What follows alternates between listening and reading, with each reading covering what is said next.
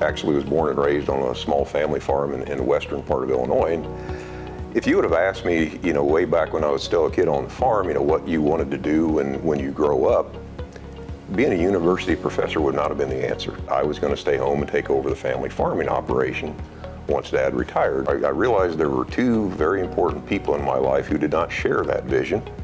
One was named Dad, the other was named Mom.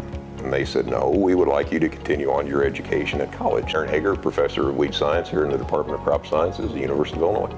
Actually, this May began my 32nd year here at the University of Illinois.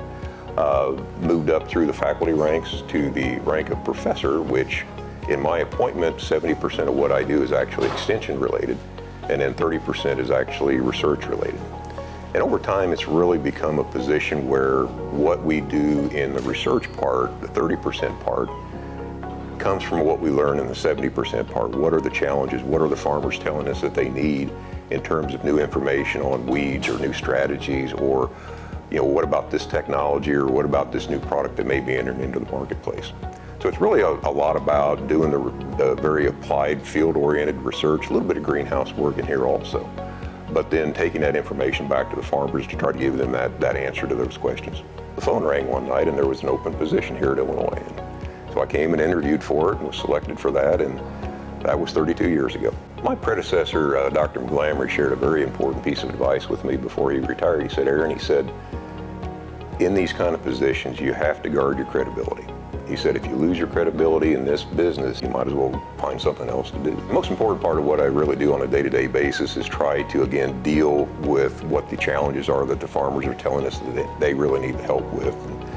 When I started here at Illinois, I really had no aspirations of being a high-powered, high-impact researcher at all. I'm more along the lines of, what can I do, what can I learn that I can then pass along to somebody else, and hopefully that's the solution that they're looking for. But I've always been one who has really tried to focus more on building the relationships with the farmers, with the custom applicators, with the input suppliers, because so many decisions are made at those levels anymore. When I started here, it was not uncommon to have a lot of conversations with individual farmers, about what they wanted to do in their weed control program this year and what we would rotate to the following year, for example. But more and more, it's evolved into relationships and dealing with individuals who are now, a lot of the suppliers for the individual farmers. The ag media folks have been some of the best ones to ever work with, because they really want to tell the story, but they want to tell it as accurately and precisely as they can.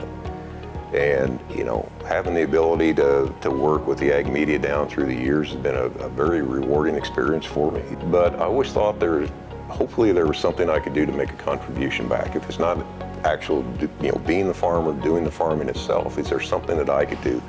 Can I learn something that could be beneficial to those people who are actually doing that? The best part about this really has always been the people that I've been able to work with. I think we've been able to accomplish a lot of firsts. We've identified certain types of resistance, the first instance anywhere in the world. But again, the rewarding part is that, look, we did this work, and then I was the one who was very fortunate to be able to turn that around and take the messaging back out to the farming community and say, this is what we found, this is what we know. These are the things that we don't know about this yet, but here's the recommendations that we have formed based on what we've been able to learn so far. It's a huge industry, even just here in the state of Illinois, but in reality, it's small because of the people.